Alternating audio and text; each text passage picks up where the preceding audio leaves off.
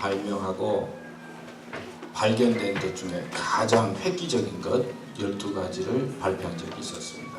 페니실린, 피임약, DNA, 레이저, 장기 이식, 시험관 아기, 비행기, 텔레비전, 핵융합, 컴퓨터, 달 착륙, 인터넷 이런 것 12가지를 가장 획기적이고 또 가장 놀라운 발명과 발견으로 이제 선정을 하고 발표했습니다. 그런데 이 12가지 중에 6가지는 인간의 생명을 연장시키는 것이라고 합니다. 그래서 1900년대에 인간 평균 수명이 43살이었다고요. 근데 지금 와서는 2000년대 들어와서는 73살이 됐죠. 30년이 늘었고 또 잘 사는 나라는 더 많이 생명이 연장되어져서 살고 있게 되었습니다. 그러니까 한 30년 이상 생명이 연장된 것이죠. 근데 나머지 6가지는 전쟁 무기이거나 무기를 개발하던 중에 만들어진 것들이라고 합니다. 그러니까 한쪽에서는 인간의 생명을 막 연장하기 위해서 발명된 것이고 한쪽 6가지, 반 6가지는 어떻게 하면 인간을 획기적으로 죽일까, 그리고 어떻게 대량으로 살상할까, 그런 무기를 개발하는 중에 발명하고 발견한 것이다, 그런 말이죠. 이 기록을 보고 어떤 사람이 이런 말을 했어요. 앞으로 미래가 어떻게 될 것인가. 그러니까 열심히 늘려놓은 인간의 수명을 첨단 전쟁 무기로 인해서 어느 한순간에 왕창 다 까먹어버리는 그런 미래가 되지 않을까, 그런 편의 말을 했습니다. 이 세상과 이렇게 삶을 보면은 살리는 어떤 문화가 있어요.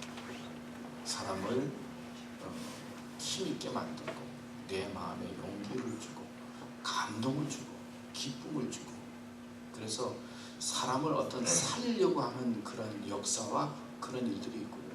또 한쪽에서는 사람을 끊임없이 힘들게 만들고 죽이는 그런 일들이 있는 거예요. 고통스럽게 만들고 아프게 만들고 괴롭게 만들고. 그래서 세상과 삶을 2가지로 나눌 수는 없지만은 막 살리려고 하고 살아나려고 하는 그런 어떤 삶과 또 한쪽에서는 막 죽이려고 하는 어떤 죽음의 문화와 죽음의 역사가 우리 주위에 있다는 것이죠. 여러분 보도를 통해서 알고 있지만 걸그룹이 공연하던 중에 성남 판교에 있는 야외 공연장에서 한풍구가 무너져가지고 26명의 사람들이 19m 아래로 떨어졌어요. 그래서 16명의 사람이 졸지에 구경하다 싹 무너져가지고 세상에 떠나게 됐어요. 이 세상이 단단한 것 같고 삶이 단단한 것 같아도요, 한순간에 무너지기 쉽다는 것을 상징적으로 보여주고 있는 거예요. 우리의 삶은, 세상은 든든하게 서 있는 것 같아도 문제가 생기면요 한순간에 무너지기가 쉬워요. 또 제가 그 보도를 보면서 막 마음이 안타깝고 눈물을 흘렸는데, 안전을 담당한 30대 그 사람이 옥상에서 뛰어내려서 자살을 했잖아요. 경찰에 가서 이제 조사를 받고 안전 담당자니까. 그리고는 나름대로 이 전화기에다가 유서를 썼죠. 희생자들과 가족들, 유족들에게 죄송하다고 그러고 부모님 미안합니다. 그리고 자녀가 있었던 것 같아요. 그 자녀 이름은 지워졌는데 이름을 적고는 너무너무 보고 싶다. 그리고 사랑하는 아내에게 사랑한다고 그러고 이 모든 것 당신에게 맡기고 간다고 미안하다고. 그러고는 그냥 세상을 떠났어요. 우리를 좌절하게 만들고 자기를 포기하게 만드는 그런 일들이 우리의 삶 속에 있다는 거예요. 살다 보면 무언가 포기하고 싶고 그냥 두고 싶은 그런 어떤 세상의 사건들이 우리들에게 다가온다는 것이죠. 요즘 에볼라라고 하는 그 전염병에 대한 보도가 좀 많이 나오잖아요. 기록을 보니까 한 10,000명 정도가 에볼라 병에 감염이 됐는데 한 5,000명 정도가 죽었다고. 미국도 에볼라 때문에 지금 그 잘못된 바이러스들이 우리의 삶 속에 침투해서 사람을 병들게 만들고 죽게 만든다는 것이죠. 또 미국은 총기 사고가 많이 나잖아요. 워싱턴주에서도 데이트 잘 안 하는 여자에게 앙심을 품고 거절한 여자를 향해서 총을 쐈잖아요. 그래가지고 고등학생이 그 몇 명을 죽이고 자기도 자살. 캘리포니아는 경찰을 죽이고 뭐 캐나다에서 언제 총이 어디서 날아올지 모르겠어요. 사실 그런 삶 속에, 그런 세상 속에서 살고 있다는 거예요. 우리를 넘어지게 만들고 죽게 만들고 고통스럽게 만들고 힘들게 만드는 어떤 문화가 우리의 삶 속에 있다는 것이죠. 여러분, 예수 믿는 것이 왜 중요할까요? 또 이 믿음이라고 하는 것이 우리 삶에 어떤 의미가 있을까요? 예수님의 삶 속에 가장 중요한 핵심적인 것이 우리가 아는 대로 십자가와 부활이라고 그러는데, 십자가는 뭐예요? 예수님께서 우리의 죄 때문에 죽었다는 거예요. 죄로 말미암아 죽음의 문화가 있다는 거예요. 그 다음에는 죽고 끝나는 게 아니라 예수님이 살았다는 거잖아요. 부활했다는 거잖아요. 그 생명을 주신다는 거예요. 부활은 하나님의 능력으로 부활했다는 거예요. 그래서 기독교의 핵심적인 그 믿음과 말씀의 중심은 죄로 말미암아 인간이 죽을 수밖에 없지만 하나님의 능력으로 우리는 살 수 있다라고 하는 생명의 문화를 말씀하고 있는 거예요. 살리는 문화를 말하고 있어요. 그러니까 예수님을 잘 믿으면은 우리의 마음이 산다는 거예요. 좌절하고 낙심이 되고 시험이 있고 공부가 잘 안 되고 또 뭐 사는 게 힘들다 하더라도 예수님 앞에 바로 서려고 하면 세상의 죄로 말미암아 죽음 가운데 거하는 그런 마음속에 있는 사람들이 하나님의 능력으로 살아난다, 살 수 있다, 살아야 된다, 영생이 있다, 부활한다라고 하는 희망의 메시지를 주는 것이 예수 그리스도를 믿는 믿음의 중심이다. 보니까 10월 31일이 우리 기독교에 있어서 종교개혁이 일어난 날이에요. 그래서 보통 한국교회나 개신교 교회들이 오늘 종교개혁주의를 지켜요. 종교개혁이 뭐예요? 마틴 루터가 로마 카톨릭의 부패와 잘못된 것들을 타락을 보면서 1517년 10월 31일 497년 전인데 비텐베르크 성당분 앞에 95개조의 항의문을 라틴어로 적어서 항의를 했어요. 한번 토론해보자. 로마 카톨릭이 뭐 부패하고 타락했었다라고 하는 것은 뭐 지난주에 우리 장 목사님이 너무 정당하게 말씀해 주셨어요. 근데 루터가 종교개혁을 하자라고 하는 것은 무슨 뭐가 개혁을 하자라고 하는 그런 의미가 아니라 성소로 돌아가자는 거예요. 교회가 성소의 본질과 너무나 떨어지게 타락했다는 거예요. 그래서 첫 번째 주장하는 것이 성소로 돌아가자는 거예요. 상소로 돌아가자. 그러니까 교회가 개혁이 되어진다 그러면은 뭐가 막 바뀌는 것으로 우리가 생각하기 쉬운데 교회가 하나님의 말씀이 성경 중심에 서야 된다는 거예요. 그래서 성소로 돌아가자 하는 게 첫째. 그 다음에 오직 믿음으로 이야기하는 것은 인간의 선행이나 공로, 인간의 모습이 아니라 우리가 구원 얻고 그리고 하나님 앞에 서게 되는 것은 믿음으로라고 하는 말씀은 하나님의 능력으로 된다는 거예요. 사람의 힘으로 안 된다는 거예요. 그래서 오직 믿음으로. 그 다음에 마지막 세 번째 가장 중요한 키포인트는 만인 제사장 선인데 하나님 앞에는 제사장이나 평신도나 누구나 동등하다는 거예요. 만인 제사장 선. 하나님 앞에서는 누구나 동등하다는 거예요. 그런데 교회가 교권화되어지고 타락하게 되니까 성소에서 멀어지고 하나님의 은혜보다는 인간을 주장하게 되고 그리고 사람들 가운데 차별을 둬가지고 구별한다는 것이죠. 그래서 마틴 루터가 이렇게 종교개혁에 논쟁을 하고 그래서 종교개혁의 그 논쟁의 중심이 하나님의 말씀에 마음에 와 닿았기 때문에 사람들이 공감해서 종교개혁을 일으키는 계기가 되었던 거예요.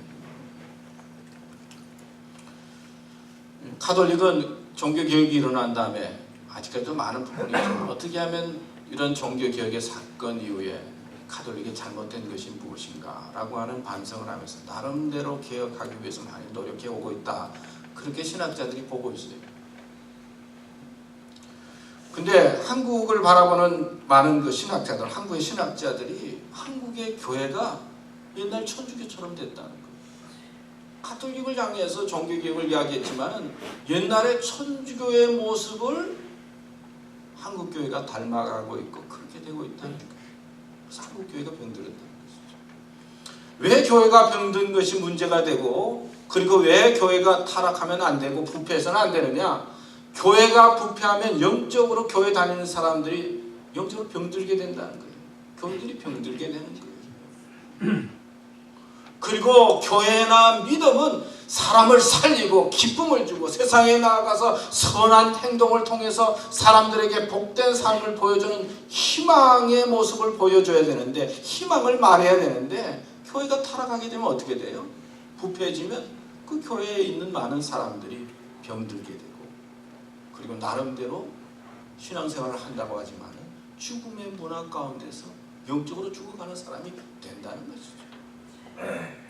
그래서 종교개혁과 종교개혁의 정신이 중요한 것은 뭐 특별한 것이 아니라 우리가 바르게 성수 안에서 하나님 말씀하는 대로 살아보자 라고 하는 것이 개혁의 중심이다 하는 거예요. 하나님께서 세상을 창조하시고 난 다음에 가진 성서의 법칙이 있는데 그 법칙은 심는 대로 거둔다는 거예요.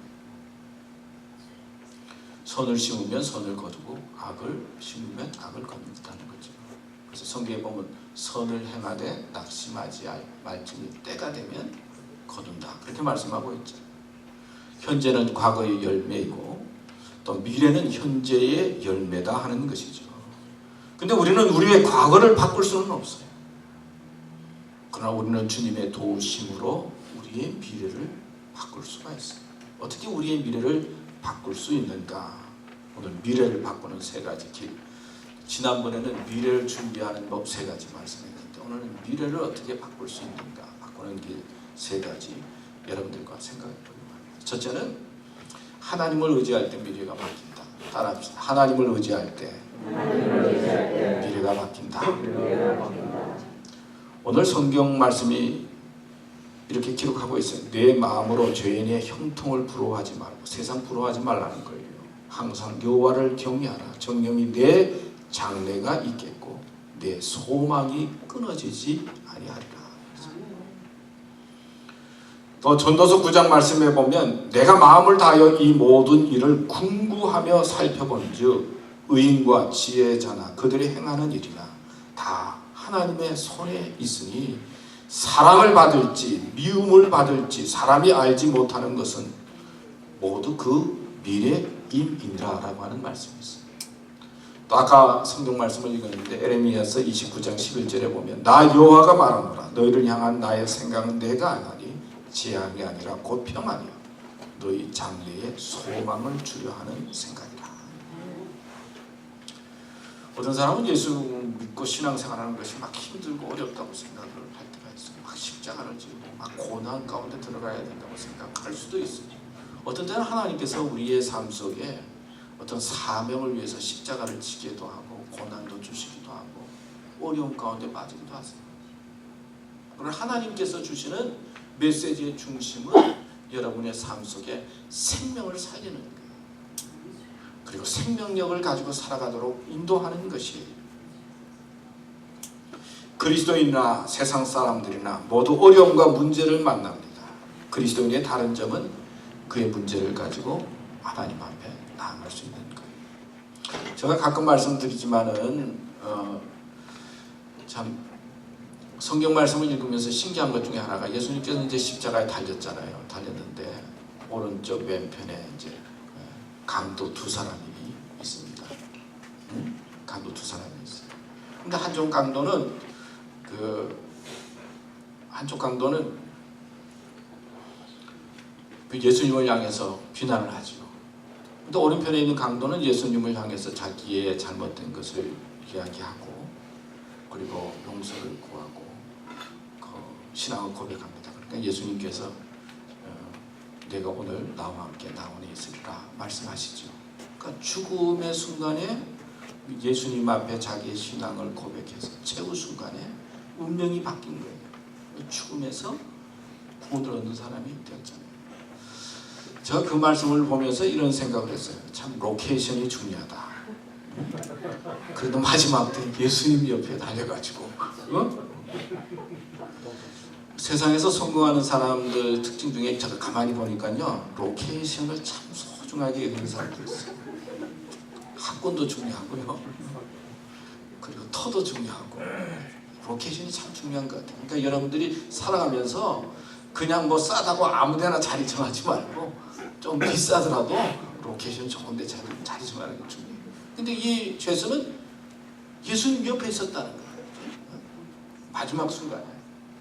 근데 마지막 순간에 예수님 옆에 있었지만은 한 사람은 예수님을 비난했지만 한 사람은 예수님을 찾았어요. 자기 인생을 맡겼어요. 있어야 할 자리가 중요하고 그 자리에 있을 때 주님을 찾을 때 우리 운명이 바뀐다는 거예요. 그런 의미에서 여러분들이 교회에 나와 이 자리에 앉아있는 것이 얼마나 큰 복인지 몰라요. 근데 나와 앉아있어 딴 생각하고 막 그런 것보다는 와가지고 어떻게 하라고? 예수님 찾는 거예요. 내 삶이 이렇습니다. 내 모습이 이렇습니다. 내가 할 수 있는 것이 있지만 주님의 도우심이 필요합니다. 그럴 때 내 운명과 미래가 바뀐다는 거예요. 믿습니까? 또 사도행전 16장에 보면 재밌는 말씀이 있어요. 바울과 신라가 막 전도하는데 잡히잖아요. 그래서 매 맞고 감옥에 갇혀. 감옥에 갇혀서 어떻게 합니까? 막 고민하고 필요하기보다는 감옥 속에 있으면서 찬송하고 기도하는데 어떻게 됐어요? 옥문이 열렸어요. 자, 옥문이 열리니까 바울과 신라는 얼마나 좋습니까? 해방과 자유의 시간이에요. 얼마든지 나갈 수 있어요. 근데 옥문이 열리니까 관수는 어떻게 돼요? 자기가 지켜야 할 죄수가 도망간 줄 알고 어떻게 하려고 그래요? 자살을 하려고 그랬어요. 똑같이 옥문이 열렸는데 어떤 사람은 그게 기쁨과 자유의 순간이고 어떤 사람은 그게 죽음의 순간이에요. 한 사건에서 그렇게 달라요. 그런데 이 관수가 이 죽음의 순간이 어떻게 합니까? 사도 바울이 도망가지 않은 걸 알고는 찾아왔어요. 형제들아, 내가 어찌할까? 그때 사도 바울이 주 예수를 믿으라. 그리하면 너와 내 집이 구원을 얻으리라. 이 말씀에 감동을 받아서 말씀을 듣고는 사도 바울을 집에 초대해서 매 때린 거 상처를 싸매주고 그리고 음식을 대접하고 세례를 받고 그리고 주님을 영접하게 되죠. 똑같은 일에 죽음의 순간에 이르렀던 간수가 예수님을 만남으로 말미암아 구원의 사람이 되어지고 미래가 바꿔졌다는 거예요. 내가 어느 위치에 있느냐, 어느 자리에 있느냐라고 하는 것이 중요해요. 똑같은 일이지만 구원의 자리에 있을 수 있고 죽음의 자리에 있을 수가 있어요. 똑같은 사건이죠. 그러나 죽음의 사건 속에 있을 때 내가 내 힘으로가 아니라 믿음으로 하나님을 의지하고 하나님 도와주세요 하고 믿음으로 하나님을 찾을 때 우리의 운명을 바꿔주신다는 거예요. 믿으세요? 네. 이것이 놀라운 은혜예요. 이게 축복이에요. 어느 수도원에서 한 수도사가 사과나무를 심었어요. 그리고 기도했어요. 주님, 여기 어린 사과나무가 목을 축일 수 있도록 비를 내려주세요. 그러자 주님은 부드러운 소나기를 내려주셨어요. 또 수도사가 또 기도했어요. 주님, 나무에게 햇빛이 필요합니다. 태양을 비춰주세요. 그래서 햇빛을 비춰주셨어요. 또 수도사가 어느 날 또 기도했어요. 주님, 이제 서리를 내려주세요. 세포를 지탱하려면 서리가 필요합니다. 주님이 서리를 내려주셨어요. 그런데 이런 이 어린 사과나무가 차가운 서리를 맞고 죽어버렸어요. 수도사는 선배 수도사를 찾아갔어요. 그리고 사과나무를 심고 기도했더니 주님이 기도를 다 들어주셨는데 그만 사과나무가 죽어버렸다는 것이죠. 그러니까 선배 수도사가 웃으면서 말합니다. 나도 작은 사과나무를 심었지. 그런데 복에 이렇게 잘 자라서 해마다 맛있는 사과를 따먹고 있네. 아니, 이렇게 사과나무를 잘 키운 비결이 무엇입니까? 그랬더니 선배 수도사가 말하기를 나는 사과나무를 주님께 맡겼네. 주님이 나무를 창조하신 분이니까 이 나무에 대해서 가장 잘 알지 않겠는가. 그래서 나는 어떤 요구도 조건도 달지 않고 그냥 주님, 이 나무에 필요한 것 알아서 보내주세요. 그렇게 기도했다는 거예요. 이 얘기는 딜로우의 만족이라고 하는 것에 나오는 짤막한 이야기예요. 뭐 기도가 소용없다는 것이 아니라 오히려 어떻게 기도하는 것이 좋은가에 대한 그런 이야기예요. 우리는 아주 작은 것에서부터 큰 것까지 주님께 바라는 것이 많아요. 그러나 실은 가장 나에게 필요한 것이 무엇인지 아시는 분은 누구예요? 주님이에요. 어떤 때는 내가 소소한 것도 기도하지만 주님, 내가 이렇게 살고 싶으니까 더 좋은 것으로 하나님 알아서 주세요. 주님, 저 이렇게 필요합니다. 지금은 어렵지만 주님 알아주세요. 이렇게 기도하라는 거예요. 여러분, 하나님을 의지할 때 미래가 달라질 수 있다는 것을 믿으시기를 바랍니다. 두 번째, 따라합시다. 회개할 때 미래가 바뀐다. 사도행전 3장 19절에 보면 이런 말씀이 있어요. 그러므로 너희가 회개하고 돌이켜 너희 죄 없이 함을 받으라. 이같이 하면 유쾌하게 되는 날이 주 앞으로부터 이를 것이요. 회개하고 돌이키면 유쾌하게 되는 날이 주님으로부터 온다는 거예요. 유쾌, 기분 좋은 게 온다는 거예요. 성경이 그렇게 기록하고 있어요. 저는 회개 그러면은 구약의 요나의 생각이 나요. 요나가 선지자인데 하나님께서 시리아의 수도 니느웨 성의 사람들이 아주 나쁘고 죄를 많이 지으니까 가서 하나님의 경고를 하라. 그리고 하나님의 심판을 이야기하라고 말하지 않아요. 그러니까 요나가 그 말을 듣고 그러고는 자기를 점령한 나라니까 얼마나 싫어요. 요빠 항구를 가서 다시스로 가는 배를 탑니다. 배를 타고 가는데 폭풍이 막 몰아치잖아요. 그러니까 선장과 거기 있는 사람들이 분명히 여기 뭔가 문제를 일으킨 사람이 타서 이렇다 그러면 투표를 하지 않아요. 투표를 했더니 누가 뽑혔어요? 요나가 뽑혔어요. 그래서 요나를 바다로 던지는데 성경에 보면 큰 고기가 삼켰다고 했어요. 여러분, 우리를 삼키는 세력이 얼마나 큰지 몰라요. 내가 대단한 것 같아도 한번 세상에 툭 던져지면요, 우리를 삼키는 고래와 같은 그런 세력이 많아요. 근데 그 고래 속에 들어가서 요나가 뭐합니까? 성경에 보면 회개 기도를 합니다. 하나님, 나 잘못했어요. 그랬더니 성경에 보면 고래가 요나를 뱉잖아요. 회개할 때 하나님께서 기회를 주신다는 거예요. 또 더 신기한 것은 요나가 하나님을 모르는 니느웨 성에 가서 하나님, 여러분들 이렇게 죄를 지으니까 하나님의 심판이 있습니다. 경고를 하는데 니느웨 사람들이 어떻게 합니까? 그 경고를 받고는 내가 잘못했습니다. 회개하기 시작했어요. 하나님을 모르는 백성인 니느웨 사람들도 회개하니까 하나님께서 여러분들 봐라. 그러다가 성경에 보니까 니느웨 백성들이 구원받아요. 심판을 받지 않아요. 멸망에서 벗어나요. 보통 부모님도 그렇잖아요. 잘못했다고 그러면은 그냥 화가 났다가도 봐주잖아요. 하나님 앞에 나 잘못했습니다 그러면은 하나님께서는 기회를 주신다는 거예요. 우리의 미래를 바꿔주신다는 것이 하나님의 말씀이에요. 예수님과 세례 요한이 하나님의 복음의 말씀을 전할 때 공생의 첫 번째 한 말씀이 뭐죠? 회개하라, 천국이 가까웠느니라.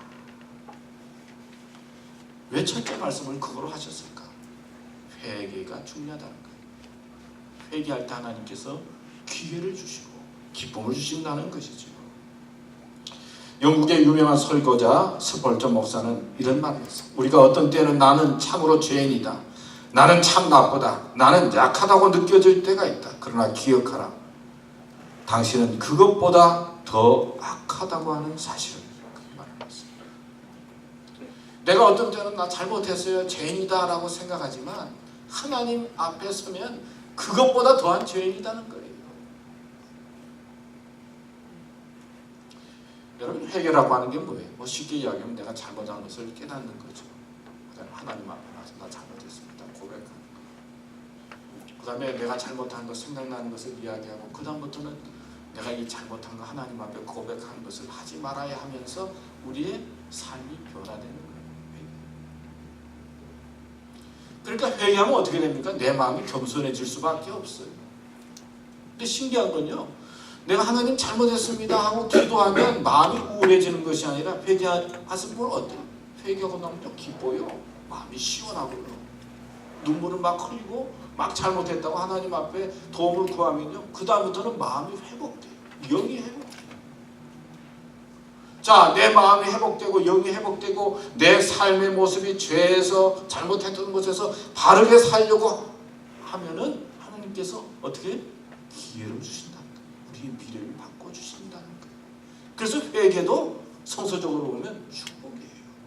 또 회개도 아무나 하는 것이 아니라 성령께서 하도록 이끄신다고 말씀하고 있어요. 회개할 때 우리의 미래가 바뀌어진다. 여러분 어떻게 살고 있습니까? 정신없이 해야 할 일이 많지요. 그렇지만은 자신의 마음을 돌이켜보고서 회개의 마인드를 갖고 하나님 앞에 서기고 또 회개할 때 우리의 마음이 회복되어지고 또 바르게 되어지고 여러분들의 미래가 변화될 줄로 믿습니다.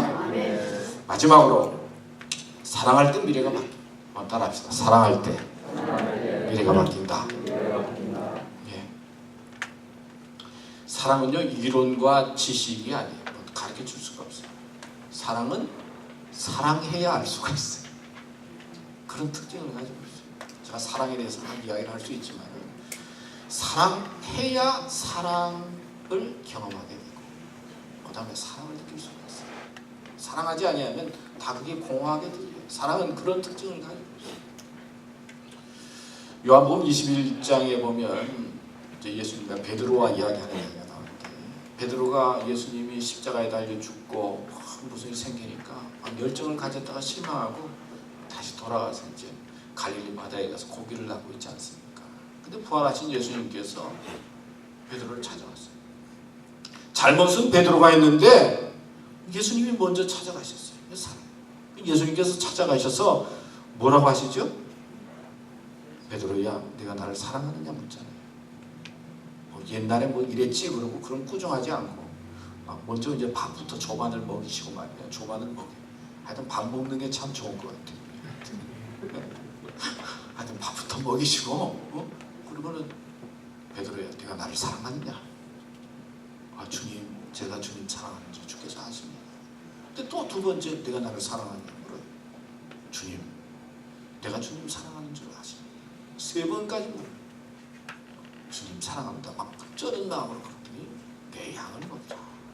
그래서 어부였던 베드로를 사랑을 회복시킨 다음에 그 다음에 사람을 인도하는 리더자로 바꾼 것을 성경에서 볼 수가 있어요. 사랑이 회복될 때 그리고 사랑의 마음을 가질 때 하나님께서는 그 사람을 리더자로 쓰시고 그의 운명을 바꾼다라고 하는 것이죠. 어제 우리 신랑 신부 이렇게 왔는데 말이에요. 어제 갑자기 결혼식 주례를 제가 하고 난 다음에 돌아왔는데 결혼을 왜 할까? 그런 생각이 잠깐 들었어요. 나도 결혼을 옛날에 했는데 나는 그때 그냥 뭐 해야 되는 걸 줄 알고 그냥 무조건 그냥 안 하면 뭐 그냥 그런 줄 알고 그냥 따라서 한 것 같아요. 그때 우리 집사람한테 내가 물어서 결혼할 때 기분이 좋더냐고. 자기 기분 좋았대. 그래서 다행이다. 나는 뭐 정신이 없어가지고 결혼을 한 번밖에 안 해가지고 처음 해가지고 어떻게 하는지 모르게 그냥 한 거야. 근데 왜 결혼을 할까요?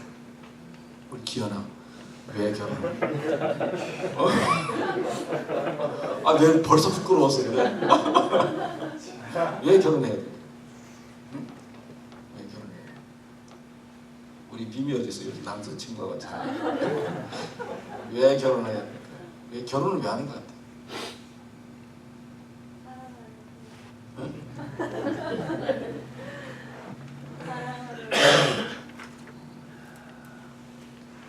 하여튼 세상에서 사랑하는 사람과 함께 지내는 것처럼 가장 기쁘고 행복하고 소중한 것은 없는 것 같아요. 사랑하는 사람과 함께 있다. 내가 정말 사랑하는 사람과 더불어 함께 지내는 그 시간, 그 가치, 그것은 세상에 무엇과도 바꿀 수 없을 것 같아요. 그래서 사랑하는 사람과 함께 있는 것, 그게 기쁨이요 즐거움이요 또 쾌락이요 행복인 것 같아요.